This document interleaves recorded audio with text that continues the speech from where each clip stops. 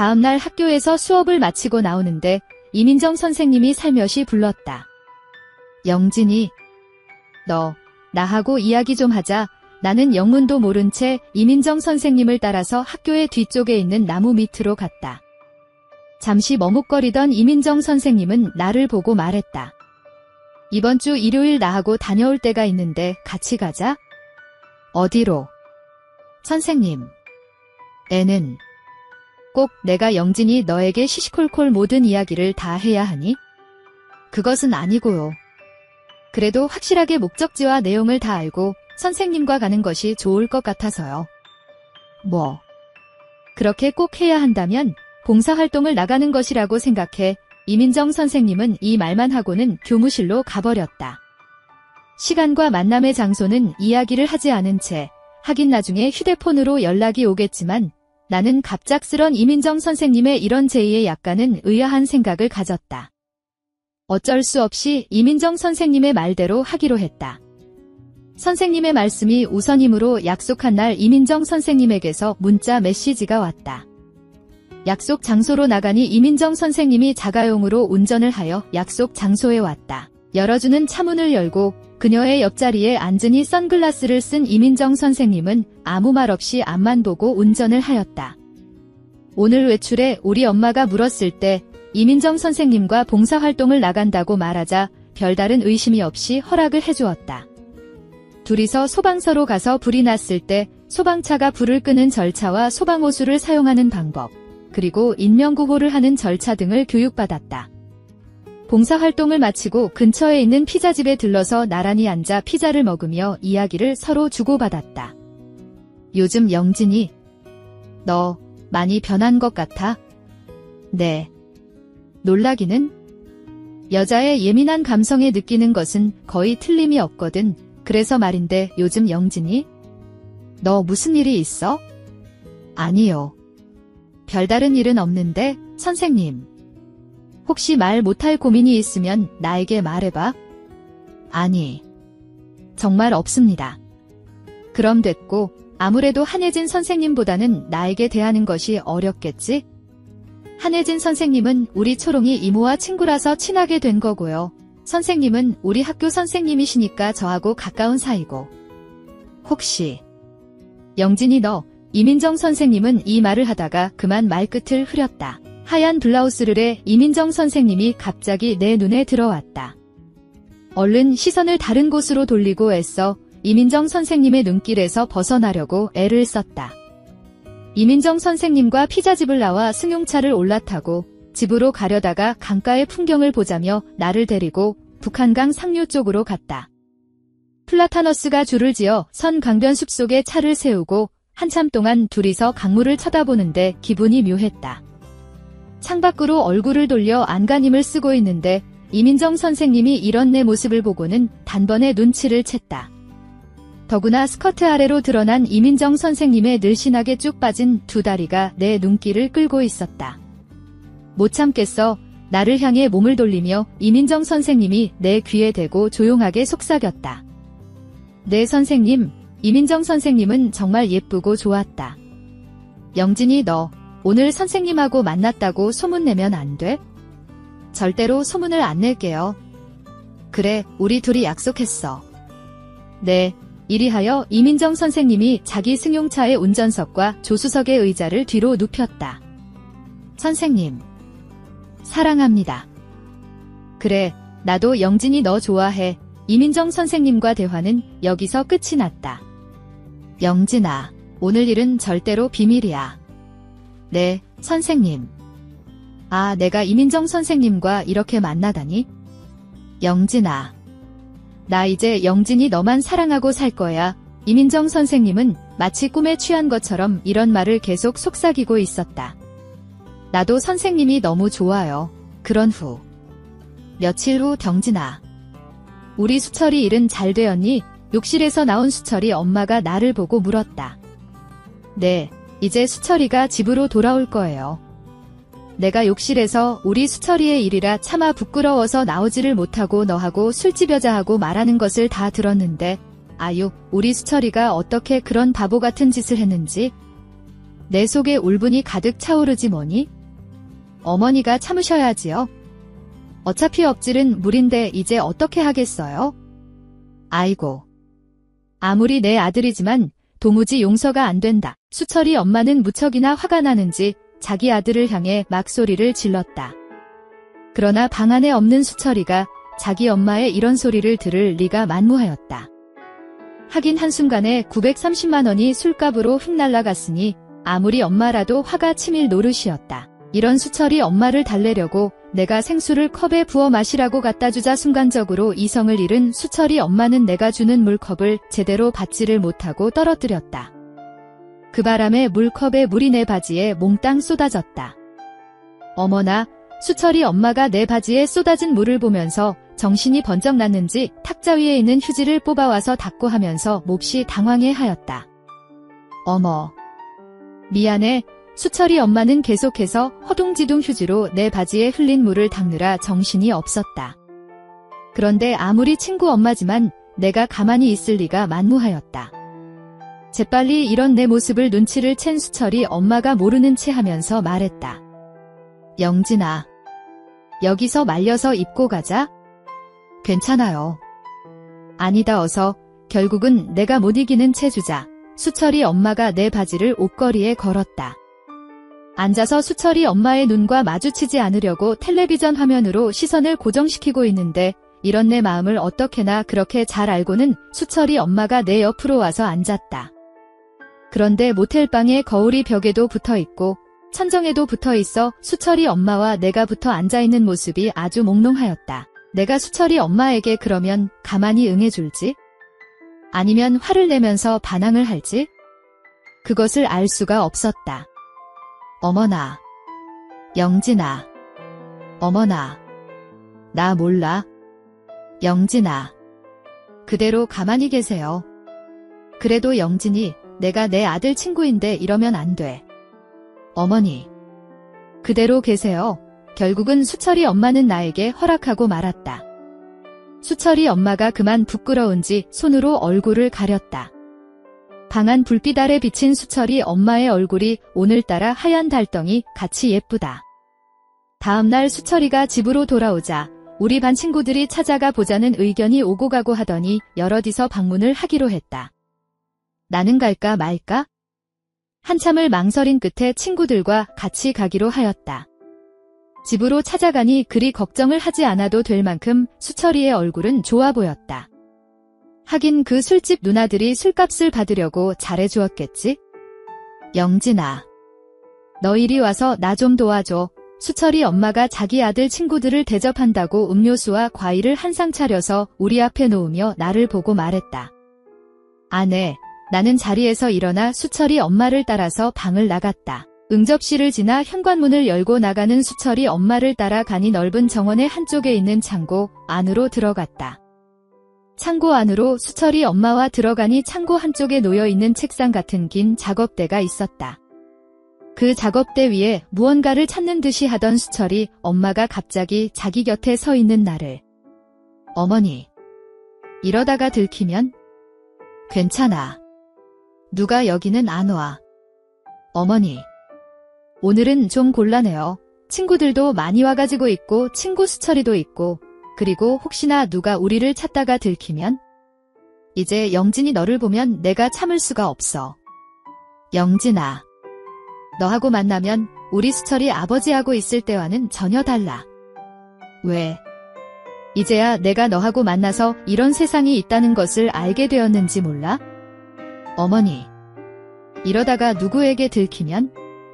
이렇게 영진이 너하고 창고에 숨어서 있으니까 더 좋아. 수철이 엄마는 목소리를 낮추어 나에게 속삭여댔다. 안녕하세요. 저는 남편과 아이 한 명을 키우고 있는 30대 주부입니다. 전 학창시절에 공부를 참 잘했습니다. 전교 1등을 놓쳐본 적이 없을 정도로요. 그런절 질투하는 친구들이 좀 있었는데 그중 저로 인해 늘 전교 2등을 하던 친구가 있었어요. 나 이번에 점수 몇 점 나왔니? 시험만 끝나면 찾아와 묻던 여자였죠. 글쎄, 아직 점수 안 매겨봐서. 근데 좀 잘 못 본 것 같아. 제가 그렇게 말하면 그 여자애는 입이 귀에 걸려선 자리로 돌아가곤 했어요. 하지만 결과는 늘 제가 1등이었습니다. 그때마다 그 친구는 절 째려보면서 울곤 했습니다. 난처했지만 별 수 없었습니다. 그 애가 하도 절 라이벌로 만드는 바람에 학교 선생님들도 이번엔 누가 1등을 하며 보자며 경쟁을 붙일 정도였죠. 그러나 전 한 번도 그 친구를 경쟁자라고 생각해 본 적이 없어요. 저의 경쟁자는 늘 저였거든요. 저희 집은 형편이 좋지 않았습니다. 아버지가 일찍 돌아가시는 바람에 엄마가 혼자 3남매를 먹여 살리셨어요. 전 첫째다 보니 엄마의 무거운 어깨를 잘 알고 있었습니다. 학생이라 할 수 있는 게 공부밖에 없었습니다. 전 벽보에 제가 전교 1등이라고 붙는 걸 엄마에게 보여주고 싶었어요. 그러나 그럴 때마다 엄마는 눈물을 훔치시며 저에게 미안해했어요. 이렇게 공부를 좋아하고 자랐는데 대학 갈 돈이 없어서 어떡하니. 공부가 뭐 대학 가는 사람만 하는 건가? 엄만 딸이 1등인 게 자랑스럽지 않아? 당연히 자랑스럽지. 근데 엄마가 못나서 미안해서 그래. 에이, 그런 소리 마라. 내가 1등인데도 가기 싫어 대학에 안 가는 거다. 보여주기 위해서라도 계속 1등 할 거야. 엄마는 학교에서 경비 일을 했습니다. 학교 경비 아줌마가 저희 엄마라는 건 학교 선생님들 외엔 아무도 몰랐어요. 전 엄마가 경비 일을 하더라도 제가 1등인 벽보를 보고 행복하기를 바랬어요. 아빠만 살아계셨어도. 됐어. 빚만 잔뜩 남긴 아빠 살아있었으면 더 큰 사고를 쳤을지 누가 알아? 엄마더러 미안하지 말라고 한 말이었는데 엄만 눈물만 흘렸습니다. 네, 저도 이미 알고 있어요. 저희 집이 저 대학 보내줄 형편이 되지 않는다는 걸요. 아버지가 돌아가신 후 빚까지 남아서 전 학자금 대출 같은 건 꿈도 꿀 수 없었습니다. 중학생 때만 해도 그것 때문에 반항심이 얼마나 컸는지 모릅니다. 난 공부도 잘하고 똑똑한데 왜 대학에 못 가느냐고 빚을 내서라도 보내달라고 떼를 썼어요. 그런 저에게 엄마가 아빠가 돌아가시면서 생긴 빚에 대해 알려주었습니다. 한동안은 공부도 안 하고 집에도 안 들어가 엄마 속도 많이 썩였습니다. 엄만 그런 저를 붙잡아 달래면서도 대학에 보내준다는 약속은 끝내 하지 못했습니다. 전 확실히 알았어요. 난 대학에 갈 수 없다는 것을. 그렇지만 공부는 잘하고 싶었습니다. 또 혹시 모르잖아요. 잘하다 보면 또 언젠간 기회가 생길지도요. 그러나 고등학교를 졸업할 즈음에도 저희 형편은 나아지지 않았습니다. 수학능력 시험을 보러 가는데 마음이 이상했습니다. 결국 전 일부러 수학능력 시험 답안지를 밀려 썼어요. 다른 사람들이 제가 대학에 안 가는 진짜 이유를 끝까지 추측조차 할 수 없길 바랬어요. 그렇게 전 제 학창시절의 마지막 성적표를 제 손으로 엉망으로 만들어버렸습니다. 다른 친구들은 모두 대학원서를 쓰던 그때 전 아르바이트를 시작했습니다. 그래도 통장에 돈이 들어오기 시작하자 어른이 된 것 같아 기분이 좋았어요. 그러나 학교에 오면 제 손을 뒤집는 일이 왕왕 있었습니다. 하루는 전교 2등 하던 친구가 저에게 와서 비아냥거리더군요. 넌 어쩜 수능에서 그런 실수를 하니? 여태 한 번도 안 하던 실수 아니야? 다시 공부해서 가면 돼. 그럴 것 같으면 왜 그렇게 죽어라 1등을 했대? 그건 내가 공부를 잘해서 한 것뿐이야. 내가 공부 잘하는 걸 뭐 어쩌라는 거야? 그러니까 내 말이 공부는 죽어라 잘하면서 왜 그런 멍청한 실수를 했냐고. 속이 뒤집혔습니다.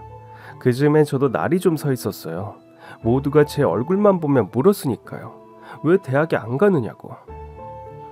전 답안지를 밀렸었던 답이 있어서 차라리 낫다고 생각했습니다. 곧 죽어도 가난해서 못 간다는 소리는 하기 싫었습니다. 이번엔 실수해서 못 가지만 어차피 공부 잘하니까 다음에 가면 된다고 당당한 척 말하고 다녔습니다. 조금만 있으면 졸업이었습니다. 엄마가 학교 경비원인 것도 들키지 않았고 가난하다는 사실도 잘 숨겼으니 일단 졸업이나 하자 싶었습니다. 그런데 졸업 직전 교실 안에 소문이 퍼지고 말았습니다. 야, 경비 아줌마 말이야. 우리 반에 엄마라는데? 누구 엄마? 전교 1등. 어머. 엄마가 학교 경비원인 것이 밝혀지자 제가 수능시험 답안지도 일부러 밀려 쓴 것 아니냐고, 가난해서 대학에 못 가는 거 아니냐는 말까지 나왔죠. 문제는 그 말이 다 사실이었다는 겁니다. 설상가상으로 아르바이트하는 모습도 반 친구에게 들키고 말았습니다. 그것도 하필 전교 2등 친구에게요. 머리를 예쁘게 파마한 그 친구와 제 모습이 대조되면서 어찌나 창피하던지. 그 친구는 소문의 실체를 확인한 것처럼 의기양양한 표정으로 절 모른 척 지나갔습니다. 시간이 지나 20대 후반, 저는 이 직장 저 직장 전전하다가 엄마의 뒤를 잇듯이 학교 경비원이 되었습니다. 사립학교의 경비원 자리였는데 출퇴근 시간도 일정하고 지금껏 고졸로 다닌 직장보다 처우가 훨씬 좋았습니다. 엄마가 하던 일이니까 저도 자부심을 갖고 일을 시작했습니다. 그런데 그곳에서 달갑지 않은 사람을 만났습니다. 바로 전교 2등 그 친구였죠. 그녀는 절 볼 때마다 묘하게 경멸하는 표정을 지었지만 아는 척은 하지 않았습니다. 마침 그곳에서 지금의 남편도 만났던 터라 그 애의 존재가 버겁진 않았어요. 남편은 학교시설 관리직에 있던 사람이었는데 저에게 첫눈에 반했다더군요. 우린 연애를 시작했고 결혼하기로 결심했습니다. 시부모님께 인사를 드리러 가는 날 엄청나게 긴장했습니다. 제가 내세울 게 없어서 더 그랬어요. 사실 직전에 엄마가 재혼을 하셨는데 예비 시부모님께는 괜한 흠이 될 수 있다며 비밀로 했습니다. 그래서 상견례 자리에도 엄마 혼자 나오셨죠. 다행히 시부모님은 저희 결혼을 반대하지 않으셨습니다. 아니, 정확히는 큰 기대가 없어 보였달까요? 제가 알기론 남편은 시댁의 장남이었거든요. 좀 이상하다 싶긴 했지만 살면서 상처를 워낙 많이 받은 터라 안도했습니다. 결혼 준비는 빠르게 진행됐어요. 그러나 시어머니는 결혼에 관해 전화 한 통이 없으셨죠. 늘 제가 먼저 전화를 해서 이것저것 물었지만 대답은 늘 한결같았습니다. 니들이 알아서 하라는 것이었어요. 결혼식장은 꽤 좋은 곳을 얻었는데 결혼식 날에서야 직장에 와본 시어머니가 깜짝 놀라시더라고요. 너희 벌이에 뭐 이렇게 거창한 데를 얻었어? 아, 엄마가 도와주셨어요. 한 번 하는 결혼인데 좋은 곳에서 하라고. 없는 돈을 쓸데없이도 쓰는구나. 너희 어머니도 학교 경비원 출신이시라며? 예? 학교 경비원도 집안 내력이니? 검사, 의사, 교사 같은 사자 돌림 집안은 봤어도 학교 경비원 집안은 처음 본다 얘. 신부 대기실이었습니다. 전 뺨이라도 한 대 얻어맞은 것처럼 얼얼했어요. 지금껏 밥 한 끼 사주신 적 없던 분이 결혼식 날 대뜸 저희 모녀에게 모욕을 주는데 성질 같아선 대받아치고 싶은 걸 꾹 참았습니다. 당신 아들은 뭐 대단하냐, 그렇게 대단했으면 날 만났겠냐 그러면서요. 근데 그게 결국 제 욕이더라고요. 그만두자 싶었죠. 좋은 날인데, 내가 주인공인 날인데 신경 쓰지 말자고 생각했어요. 그런데 더 놀라운 일이 벌어졌습니다. 시댁 식구들이 신부 대기실로 절 보겠다며 찾아왔습니다. 모든 식구를 본 건 그때가 처음이었어요. 여러 번 일가 친척이 모인 자리에서 인사를 드리겠다고 했는데 시어머니는 한사코 그럴 것 없다며 거절하셨거든요.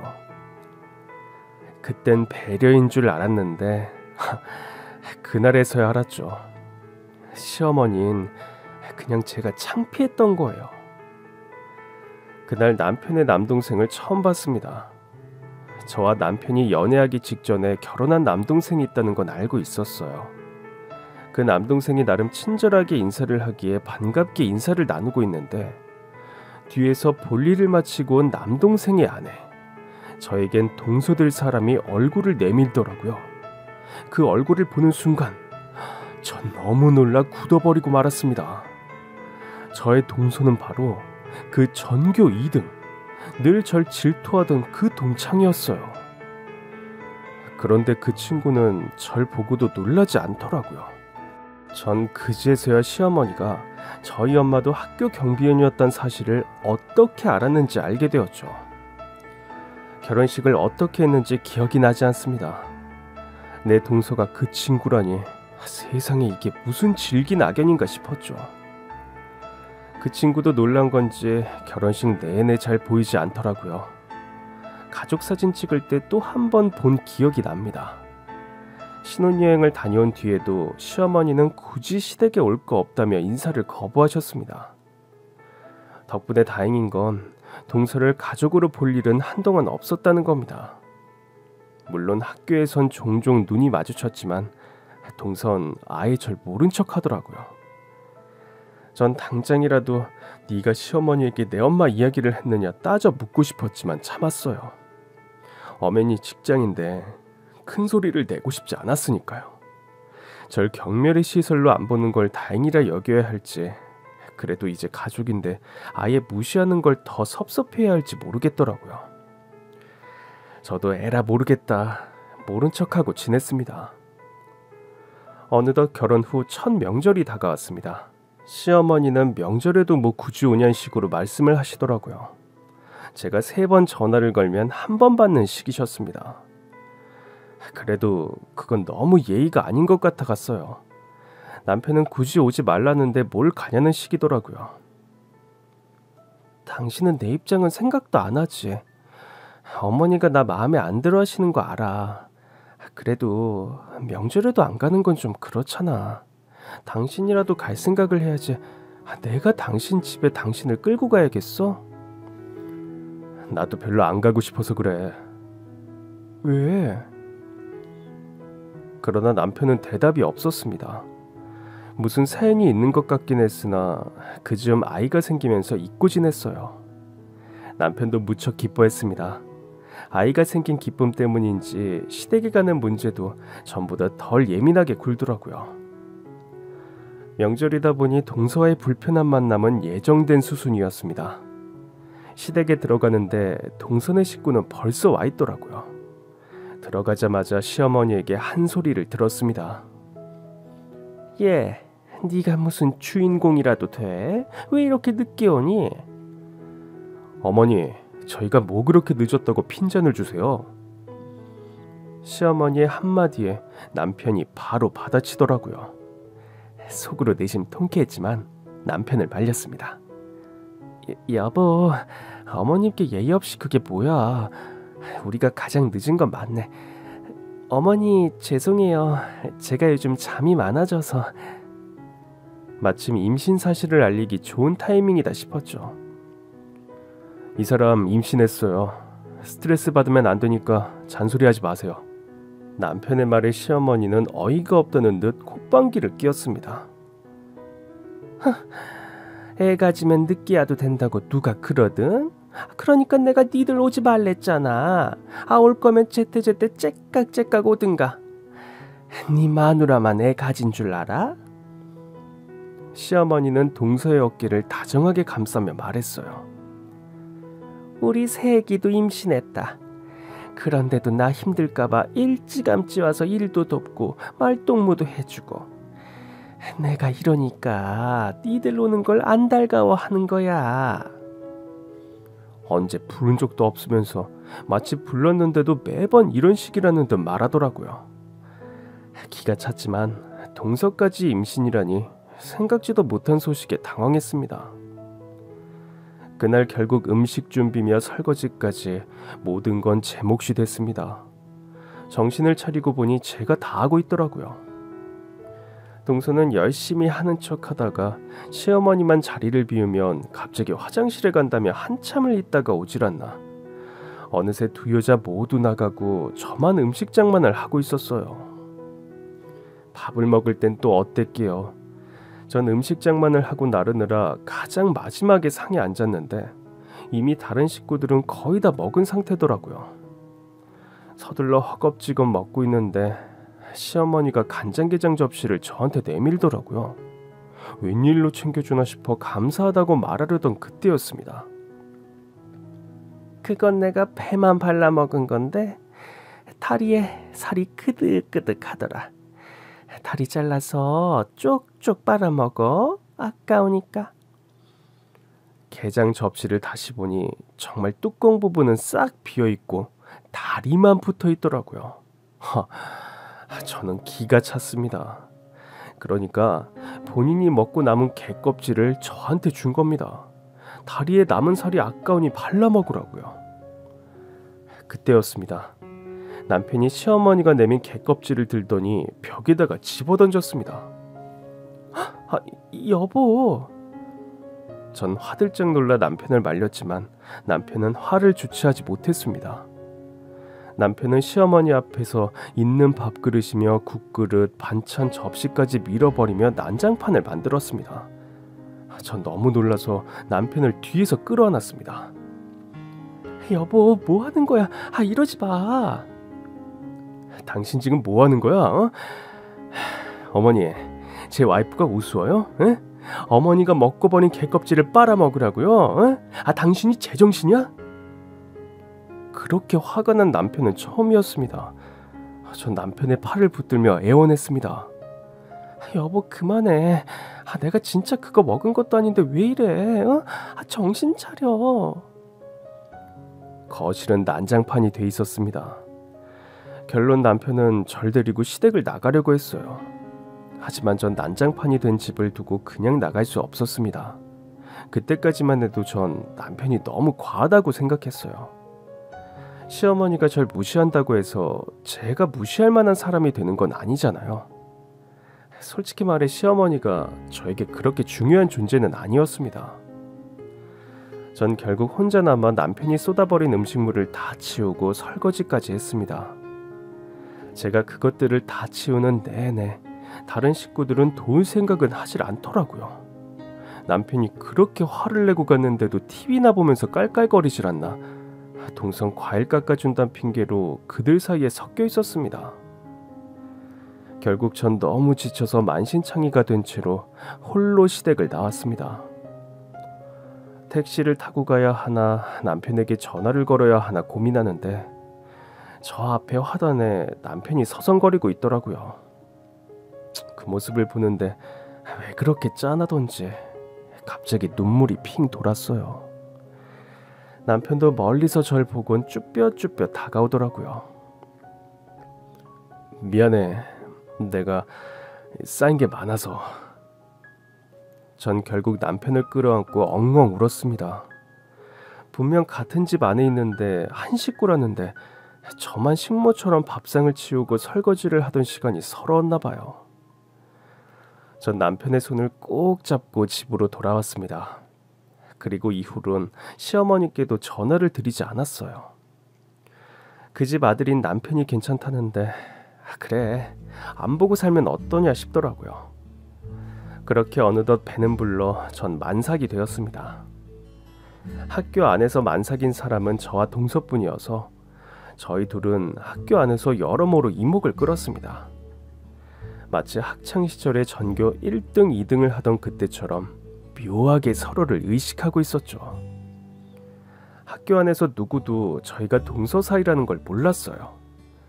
전 학교에 육아휴직계를 제출해 동서보다 먼저 휴직을 시작했습니다. 학교에서 동서를 안 보니 소화도 잘 되는 것 같고 좀 편하다 싶던 어느 날이었습니다. 출산 준비를 하느라 바쁘던 때였어요. 산후조리원은 어디로 갈 건지 얼마나 있을 건지 하는 것들을 남편, 친정엄마와 함께 의논하던 중이었어요. 웬일인지 시어머니에게 전화가 오는 것이었습니다. 시어머니가 먼저 전화를 걸어온 건 처음이라 좀 얼떨떨하기도 하고 혹시 무슨 일이 있나 싶어 받았습니다. 시어머니의 말투가 전보다 훨씬 누그러져 있더라고요. 예, 애기 낳을 때 되지 않았니? 그간 통 연락이 없더라. 마치 섭섭하다는 듯한 말투에 그간 연락을 안 한 게 좀 효과가 있었나 싶더라고요. 네, 얼마 안 남았어요. 몸조리는 어떻게 하려고 그러니? 조리원 들어가려고요. 조리원? 아휴, 니들 벌이의 조리원은 너무 비싸지 않니? 그놈의 벌이. 진짜 대줄 것도 아니면서 무시하는 말이 점점 마음에 걸리기 시작했습니다. 그래도 조리원이 몸풀기에 좋으니까요. 저희가 알아서 하니까 걱정하지 마세요. 걱정은 무슨... 그럼 됐고 내가 미역국이나 끓여주마. 갑자기 무슨 일인가 싶었습니다. 네. 감사합니다. 제 미역국을 끓여주겠다는 시어머니의 말에 갑자기 마음이 녹기 시작했습니다. 전처럼 좀 더 살갑게 대해드려야 하나 싶기도 하고 갑자기 변한 시어머니의 태도에 어떻게 해야 할지 모르겠더라고요. 그렇게 출산일이 다가왔습니다. 전 자연분만으로 아들을 낳았습니다. 그 자리에 남편과 저희 친정 식구들이 있었어요. 시댁 식구들은 하나도 보이지 않기에 물었더니 동서도 아이를 낳았다고 하더라고요. 전 어이가 없어 농담 반으로 남편에게 말했습니다. 혹시 당신 어디서 주워왔어? 아니 그게 아니고서야 당신이 장남인데 이렇게까지 무심할 수가 있어? 동서만 며느리야? 그런데 어쩐 일인지 남편은 얼굴이 빨개진 채 어떤 대답도 하지 못했습니다. 좀 이상하다 싶었지만 어쩐지 건드리면 안 될 것 같아 그만두었어요.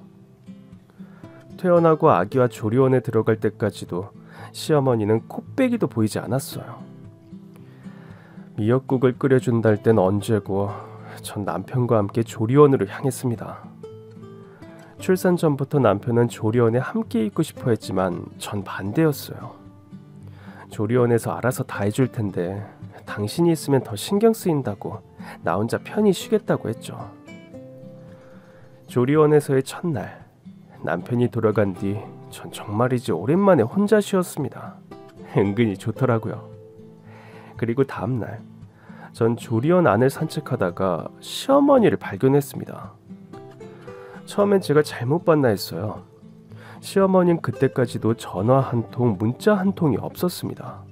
그런데 조리원에 와 있더니 남편에게 듣고 오신 건가 싶던 그때였습니다. 동서가 곁에 있더라고요. 동서가 같은 조리원에 있는 줄은 꿈에도 몰랐습니다. 시어머니와 동서는 어찌나 다정하던지 누가 보면 엄마와 딸인 줄 알겠다 싶을 정도였죠.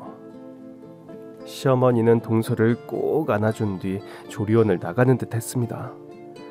전 기가 차서 그 모습을 멍하니 보고 있었어요. 마침 돌아서던 동서가 절 발견했습니다. 기가 찼지만 딱히 말을 섞고 싶지 않아 제 방으로 돌아가려던 그때였습니다. 어머 형님 맞죠? 모른 척 묻는데 어찌나 얄밉던죠. 전 마지못해 동서를 돌아봤습니다. 동서도 여기 있는 줄 몰랐네. 동서는 반갑다는 듯 다가왔습니다. 어머머머머 역시 어머니 통도 크셔라. 전 동서가 무슨 말을 하는 건가 싶었습니다. 형님도 어머니께서 이 산후조리원 끊어주신 거예요? 하긴 형님네 형편에 이런 고급 조리원이 가당키나 하겠어요? 세상에 어머님께서 이번에 큰돈 쓰셨네요. 전 머릿속이 새하얘지는 기분이었습니다. 그러니까 어머니께서 동서 산후조리원 비용을 내주셨다고? 네, 형님도 내주신 거 아니에요? 전 대답할 수 없었습니다. 당황한 제 표정을 본 동서가 실수했다는 듯 하지만 어쩐지 고소하단 눈초리로 말을 이어갔습니다. 어머, 제가 실수했네요. 설마 형님은 안 내주신 거예요? 어머, 어머니께서 깜빡하셨나 봐요. 전 그 말이 더 열받았습니다. 뭘 깜빡하셨다는 거야? 내 산후조리원 비용? 아니면 나도 애 낳은 걸 깜빡하신 건가? 맞다. 그래서 여기 계신 거죠. 아기는 건강하죠? 전 그제야 깨달았습니다. 동서는 학창시절의 전교 2등, 그 여자애와 조금도 다르지 않다는 걸요. 말로만 형님 형님 하면서 여전히 절 견제하고 약 올리고 있었어요. 그러나 그땐 제가 1등이었지만 지금은 그녀는 학교 교사, 전 학교 경비원이라는 차이가 있었죠. 전 화를 꾹 참으며 말했습니다. 아주 건강해. 그러고 보니 동서 아이는 딸이라며? 예쁘겠네. 어머, 제 소식은 들으셨군요. 그럼 그래도 한 식구인데 아기를 낳았는지 뭘 낳았는지 정도는 알며 살지. 그게 도리니까.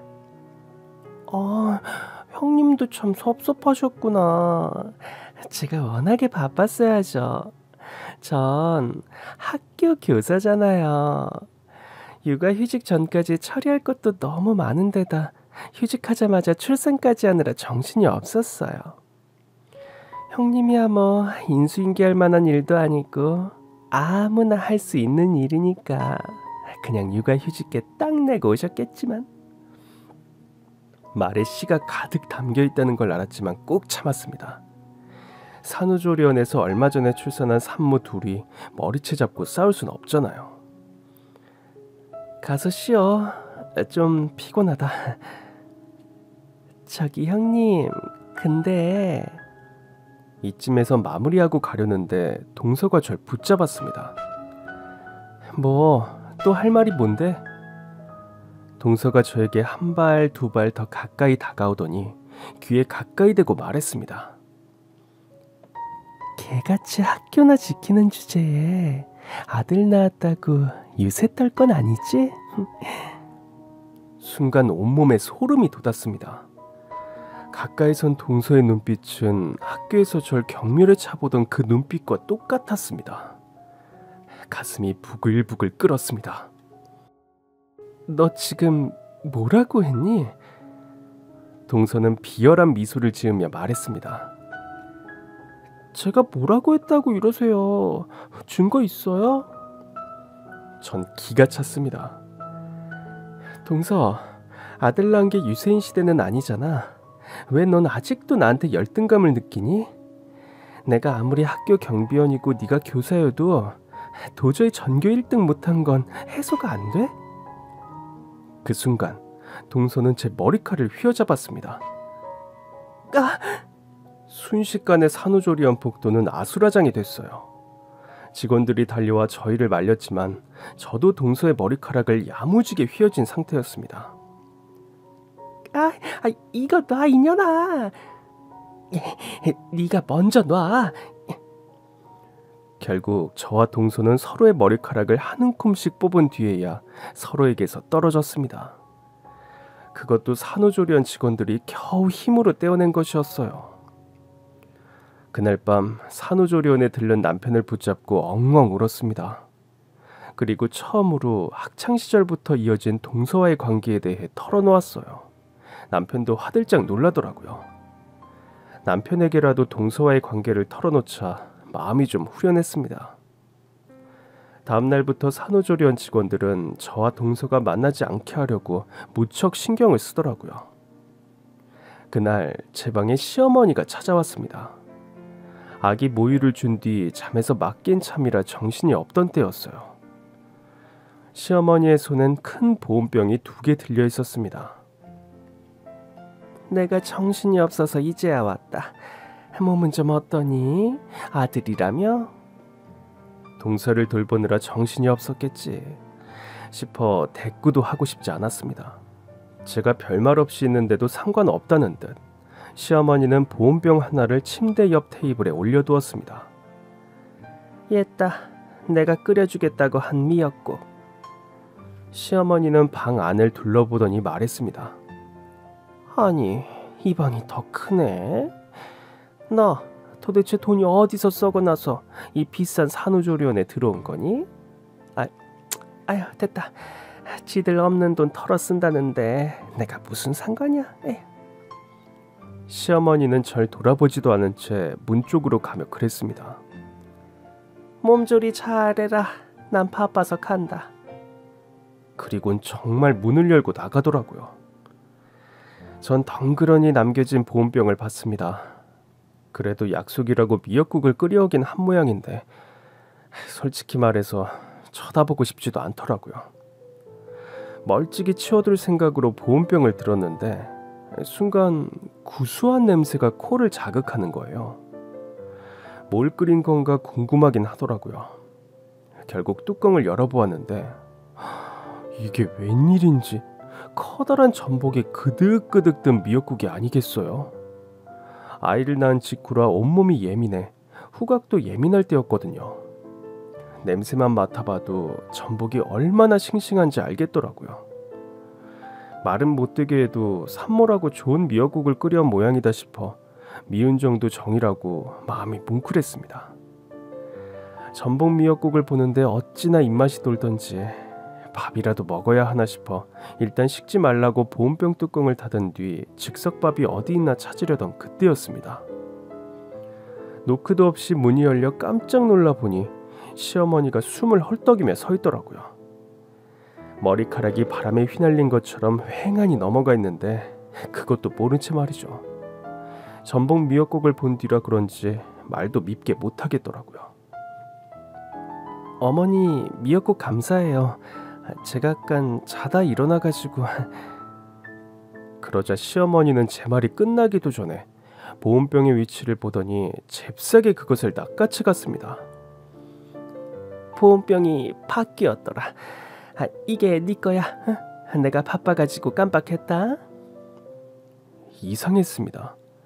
시어머니가 주고 간 보온병 안엔 분명 전복 미역국이 들어있었으니까요. 제가 보온병 뚜껑을 꽉 닫아둔 탓에 시어머니는 제가 내용물을 봤다는 생각을 못하는 눈치였어요. 전 모른 척 물었습니다. 그럼 좀 전에 두고 가신 보온병에 뭐가 들었는데요? 여기 팥죽. 내가 먹고 싶어서 산 건데 거기다 담았거든. 물론 네 미역국은 내가 끓인 거야. 전 좀 어리둥절했습니다. 아무래도 시어머니가 보온병을 착각하는 것 같아 방금 주신 게 미역국이 맞다고 말하려던 차였습니다. 나 간다. 시어머니는 뭐가 그렇게 급한지 냉큼 또 나가버렸어요. 전 결국 보온병을 들고 시어머니를 따라 나갔습니다.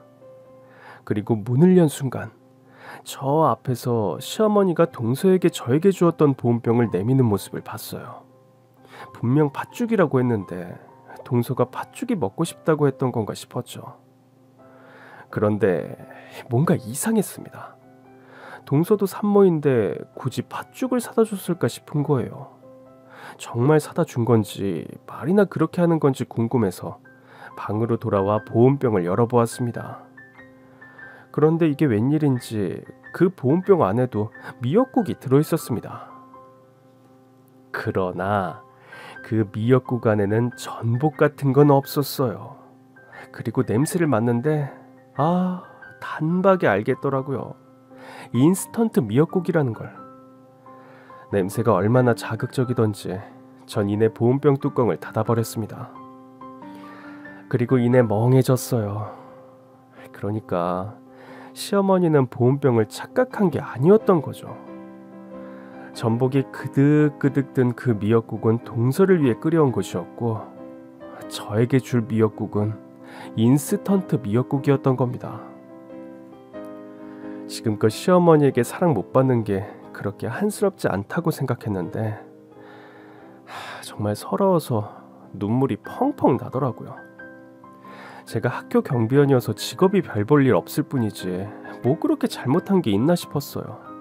그게 마음에 안 들면 애초에 결혼을 반대라도 하든가 무관심한 투로 일관하더니 교사인 동서에겐 비싼 산후조리원 비용은 물론 정성 가득한 전복 미역국을, 저에겐 인스턴트 미역국 하나 달랑 끓여다 주는 시어머니가 너무 미웠습니다. 너무 화가 나서 남편에게 전화를 걸었습니다. 이야기를 들은 남편이 퇴근 후 바로 산후조리원으로 왔어요. 전 남편을 끌어안고 울었습니다. 남편은 자신이 전복 미역국을 끓여주겠다며 절 달래더라고요. 전 결국 웃고 말았습니다. 다음날 남편은 정말 싱싱한 전복이 그득그득 든 미역국을 끓여왔어요. 맛이 너무 좋아서 혹시 사왔느냐 물으니 사실은 저희 친정엄마가 끓여주셨다고 하더라고요. 전 친정엄마가 저보다 재혼한 새아버지랑 시간을 보내길 바랬어요. 그래서 산후조리원도 오실 것 없다고 한사코 말렸는데 그 일을 엄마도 알게 된 건지 그날 이후 엄마가 맛있는 음식을 해서 자주 산후조리원을 오갔습니다. 내 사람들이 적극적으로 절 돌보자 저도 비로소 안정을 되찾을 수 있었습니다. 전 아이와 함께 건강하게 집으로 돌아왔습니다. 돌아온 뒤에도 친정엄마는 비싼 재료를 쓴 미역국이며 반찬을 열심히 해다 주셨어요. 이제 그만해도 된다고 해도 계속 해다 주셨어요. 제 얘기를 새아버지도 들으신 건지 새아버지도 집에 자주 오셨어요. 오셔서 위로도 해주시고 아이도 돌봐주시면서 오히려 새아버지와 더 가까워지게 되었습니다. 그 사이 육아휴직 기간도 끝나가고 있었습니다. 그즈음 시어머니께서 또 연락이 왔어요. 제 카톡 프로필을 보신 건지 애가 많이 자랐다면서 한번 집에 들르라고 하시더라고요. 인스턴트 미역국만 생각하면 그냥 끊어버리고 싶었지만 그래도 남편의 엄마인데 알겠다고 했습니다. 남편에게 말했더니 남편이 노발대발 하더라고요. 그 집엔 뭐하러 또 가? 그 집이 남의 집이야? 당신 집이잖아. 그래도 어떡해. 미우나 고우나 가족인데. 남편은 한숨을 내쉬었습니다. 결국 남편은 제 성화에 못 이겨 함께 시댁으로 향했어요. 제 손엔 시어머니가 주고 간 보온병이 들려 있었습니다. 시댁에 가보니 아니나 다를까 동서도 와 있더라고요. 아직 어린 아기한테 불편할 정도로 장식이 많은 옷을 입혀놨더라고요. 저희 아기는 순면으로 된 깔끔한 옷을 입고 있었어요. 동서는 제 아이를 보더니 콧방귀를 끼더군요. 마치 제 아기가 더 화려한 옷을 입었다고 승리라도 한 듯한 태도였어요. 전 시어머니에게 보온병을 내밀었습니다. 뭘 담아온 거니? 아이, 보온병이 왜 이렇게 무거워? 시어머니는 그것을 보는 둥 마는 둥 봤더니 식탁에 대충 올려놓더라고요. 전 시어머니에게 그것이 뭔지 정확하게 설명했습니다. 어머니께서 좋아하신다는 팥죽이에요. 지난번에 미역국 감사해요. 시어머니는 그제야 보온병에 관심을 갖기 시작했습니다. 그래? 나 웬만큼 잘하는 집 아니면 안 먹는데. 전 의기양양하게 말했습니다. 잘하기로 판명이 난 곳에서 만든 거예요. 인기가 엄청난 브랜드예요. 시어머니의 눈이 휘둥그레지더니 냉큼 보온병을 열었습니다. 그리고는 냉큼 숟가락으로 한 숟가락을 떠서 입에 넣더라고요. 팥죽을 맛본 시어머니의 표정이 일그러졌습니다. 이게 인기 많은 집 거라고? 예, 내가 안 먹어본 팥죽이 없는데 너 지금 장난하니? 어? 이거 인스턴트 팥죽이잖아. 어머, 어머니 역시 단박에 알아보시네요. 역시 어머니께서 좋아하실 줄 알았어요. 내가 이걸 좋아하는 걸로 보이냐? 너 진짜 돌았어? 시어머니한테 직접 팥죽을 쏘지 못할 망정 인스턴트 팥죽을 갖다 줘? 너 내가 이런 싸구려나 먹는 사람인 줄 알아? 아유 진짜 누가 싸구려 아니랄까봐 어디 감히 이런 걸. 시어머니는 보온병을 싱크대로 가져가더니 그대로 개수구에 처박았습니다. 그래도 화가 안 풀리는지 저에게 와선 삿대질까지 하며 그러더라고요. 이 싸가지 없느냐. 장난질을 해도 유분수지. 내가 네 친구야? 당장 꺼져. 어여 개처럼 학교나 지켜. 그 순간 동서가 저에게 했던 똑같은 말이 떠오르더군요. 둘이 모여 절 두고 같은 소리를 하는 모양이었습니다. 동서와 저와 시어머니의 싸움을 재밌다는 듯 보고 있더군요. 그때였습니다. 시어머니가 제 뺨을 때리려고 손을 번쩍 들어올렸습니다. 전 놀라서 눈을 질끈 감았죠. 그리고 곧이어 찰싹하는 소리가 났어요. 하지만 제 뺨에선 아무 느낌도 없었죠. 이상해서 눈을 떴을 때 시어머니가 제 뺨을 움켜쥔 상태로 바닥에 주저앉아 있는 것을 보았습니다. 아니, 호리 자식, 너 이 자식 키워준 은혜도 모르고 나한테 손찌검을 해? 이게 아주 정신이 나간 거 아니야? 뺨을 때린 건 남편인데 얼굴은 남편이 더 시뻘개져 있었습니다. 키워준 은혜? 방금 애 낳은 사람한테 먼저 인스턴트 미역국 끓여다 준 게 누군데? 시어머니는 씩씩거리며 자리에서 일어났습니다. 아, 너 지금 그것 때문에 이러는 거야? 그래서 네 와이프가 나한테 인스턴트 팥죽 끓여서 쇼를 한 거구나. 내가 미역국을 끓일 줄 알면 그렇게 했겠니? 그래도 내가 시어머니니까 내 실력보단 대기업에서 만든 인스턴트 미역국이 더 맛있겠다 싶어서 끓였다. 그게 그렇게 잘못된 거냐? 요즘 인스턴트가 얼마나 잘 나오는데. 저는 기가 찼습니다. 그래서 그렇게 좋아하시는 대기업표 인스턴트 팥죽을 끓여다 줬는데 노발대발 화를 낸 게 누군데요? 그러나 남편이 시어머니의 뺨을 때린 건 저에게도 충격적인 일이라 차마 대꾸를 못하겠더라고요. 당신, 그리고 재수씨, 남편은 시어머니와 동서를 가리켰습니다. 후회할 줄 알아. 이 사람이 누군지 알아? 시어머니와 동서는 동시에 어이없다는 듯 코웃음을 터뜨렸습니다. 그게 누구긴. 개처럼 학교나 지키는 경비원이지. 동서는 대꾸할 가치도 없다는 듯 비웃을 뿐이었습니다. 재수씨, 재수씨 다니는 학교 이사장이 누군지 압니까? 예? 당연히 알죠. 이사장님을 모를 리가 있나요? 그분이 바로 우리 와이프 새아버지입니다. 그 순간 시어머니와 동서는 눈이 휘둥그레진 채로 서로를 보더라고요. 당신들 후회하게 될 겁니다. 남편은 제 손을 잡더니 현관으로 향했습니다. 전 남편을 따라 신발을 신으며 뒤를 돌아봤습니다. 그랬더니 시어머니와 동서가 절 보면서 벌벌 기고 있더라고요. 전 난처했습니다. 일단 남편을 따라 나오긴 했는데 이 일을 어쩌나 싶더라고요. 전 아파트 앞에서 남편의 손을 놨습니다. 여보, 잠깐만. 아무리 그래도 그렇지 나랑 상의도 없이 새아버지 정체를 밝히면 어떡해. 난 새아버지가 누구든 별개로 내일 하면서 살고 싶다고 했잖아. 언제까지 비밀로 할 건데. 저 사람들 벌벌 기는 거 봤지? 저 사람들에겐 그게 매야. 지위로 눌러버려야 한다고. 여보, 그래도 이건 아니야. 어떻게 어머니 뺨을 때릴 수가 있어. 뭐 어때? 그 사람 내 친어머니 아니야. 뭐? 나 어릴 때 우리 아버지랑 바람나서 들어온 여자야.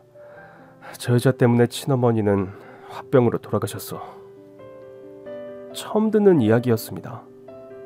정말이야? 왜 그걸 이제 말해? 그제야 모든 상황이 이해가 갔습니다. 장남인 남편에겐 관심도 없던 시어머니, 마찬가지로 그런 시어머니에게 정없이 굴던 남편. 무슨 이런 일이 다 있나 싶었죠. 내가 자라면서 저 여자한테 얼마나 뺨을 맞은 줄 알아? 내가 지 아들 걸 뺏었다는 둥 때렸다는 둥 온갖 혐의를 뒤집어 씌우면서 자기 스트레스 받을 때마다 내 뺨을 때리며 살던 여자야. 나 저 여자 보기 싫어서 20살도 되기 전에 나와서 살았어. 뭐 집안 보조 다 끊겼지만 그래도 난 그게 더 좋았어. 남편은 울면서 제 손을 잡았습니다. 당신 처음 만나고 공부도 잘하는 사람이 가난해서 대학 못 갔다는 얘기 들었을 때 내 얘기 듣는 줄 알았어. 나도 공부를 진짜 잘했거든. 근데 내가 성적을 잘 받아올 때마다 그 여자는 내 뺨을 때렸어. 자기 아들보다 내가 공부 잘하는 게 배가 아파서. 내가 대학도 못 가고 학교시설 관리직으로 일하는 걸 알고 나서야 그때 나한테 연락이 오더라. 이제 그만 집에 한 번씩 오라고. 지 아들은 이제 선생이다 이거지. 남편의 이야기를 듣는데 저도 눈물이 쏟아졌습니다. 그렇게 우리 부부는 한참을 부둥켜 안고 울었습니다. 다 울고 난 뒤 남편이 저에게 부탁했어요. 우리 이제 참지 말고 장모님 장인어른에게 말씀드리자. 우리도 이제 아이 키우는 부모라지만 우리도 우리 편이 돼줄 부모가 여전히 필요하잖아. 전 결국 남편의 설득에 고개를 끄덕였습니다. 실은 저도 힘들었거든요. 새아버지와 재혼한 후 엄만 비로소 일을 관두고 살림을 하며 살고 있었습니다. 당분간이라도 자식 걱정 없이 남편 그늘에서 좀 편하게 살았으면 했어요.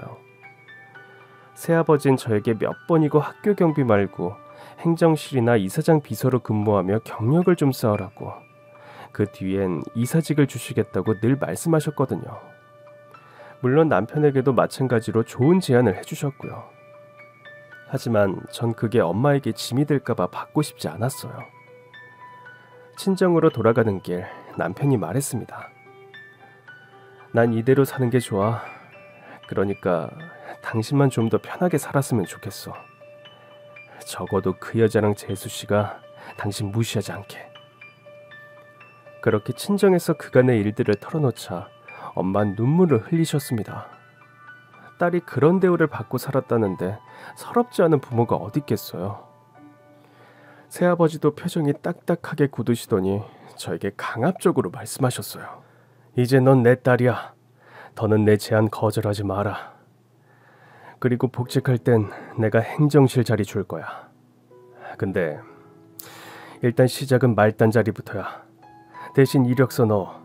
처음엔 월급도 경비직보다 적을 거다. 하지만 차근차근 경력 쌓아. 그렇게 경력 쌓아 놓으면 지금 내 자리 너한테 줄 테니까. 새아버진 금수저 집안에서 태어나 지금껏 미혼으로 사신 분이었어요. 자식이라곤 엄마와 재혼을 통해 만난 저뿐이었습니다. 전 새아버지의 자리 같은 건 생각에도 없었어요. 다만 행정실 말단 직업부터 시작하란 새아버지의 제안엔 감사히 고개를 숙였습니다. 며칠 뒤 학교로 복직을 했습니다.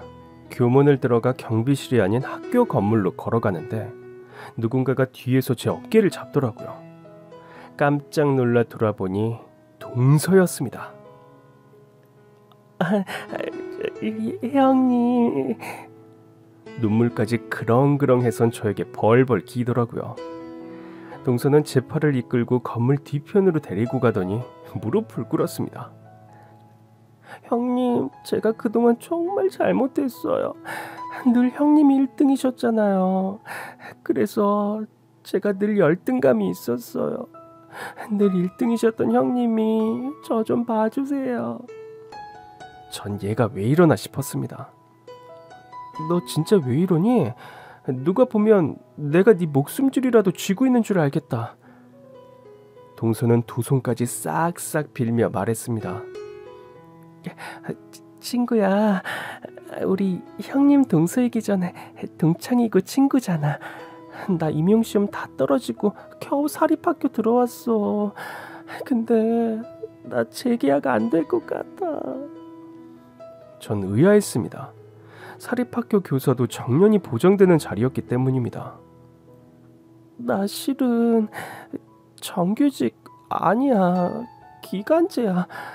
그동안 계속 재계약해 주셔서 겨우겨우 다니고 있었는데 이번에 재계약이 어려울 것 같다는 연락을 받았어. 네가 새아버지한테 말 좀 잘해주면 안 될까? 우리 가족이잖아. 가족 같은 소리를 하고 있네 싶었습니다. 동서가 기간제 교서라니 생각지도 못한 반전이었습니다. 이거 어머니는 몰라. 시댁엔 비밀이야. 응? 더더구나 시어머니는 이 사실조차 모르다니 아이고 기가 찼습니다. 어머니 말에 전 경비원이었지만 정규직이었거든요. 전 남편에게 이 사실을 말했고 남편도 어이가 없다는 듯 웃었습니다. 그러나 곧 우리의 화제는 바뀌었어요. 오늘 행정실 첫 근무는 어땠어? 어색했지 뭐. 그래도 열심히 배우려고. 아직 말단이지만 작은 일부터 차근차근 하는 건 자신 있어. 아이고 우리 마누라 기특하네. 당신은 정말 계속 시설 관리직 할 거야? 그럼 나는 내일에 만족해. 보람도 있고. 우와 우리 남편 대견하네. 그렇게 저희 부부는 똘똘 뭉쳐 서로를 의지하고 응원하며 살고 있습니다. 친정에도 자주 가면서 즐거운 시간도 보내고 있고요.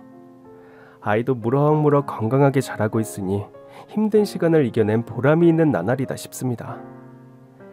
시어머니와 동서는 어떻게 지내고 있냐고요? 뭐 알아서들 잘 지내겠죠. 대신 여전히 똘똘 뭉쳐 지내는지는 모르겠지만요. 동서는 결국 재계약에 실패했거든요. 알고 보니 그간에도 실력이 너무 없어서 윗사람에게 몰래 뒷돈이나 쥐어주며 겨우 자리 보존을 하고 있었더라고요. 그게 걸리는 바람에 빼도 박도 못하게 퇴출당했더라고요. 동서도 둘째를 낳을 땐 시어머니에게 인스턴트 미역국을 받게 될까요? 그러나 그들이 인스턴트 팥죽을 먹든 미역국을 먹든 무슨 상관이겠어요. 중요한 건 제 하루는 오늘도 성실하고 행복하게 잘 흘러가고 있다는 겁니다. 그럼 지금까지 제 긴 사연 들어주셔서 정말 감사합니다. 오늘도 행복한 하루 되세요.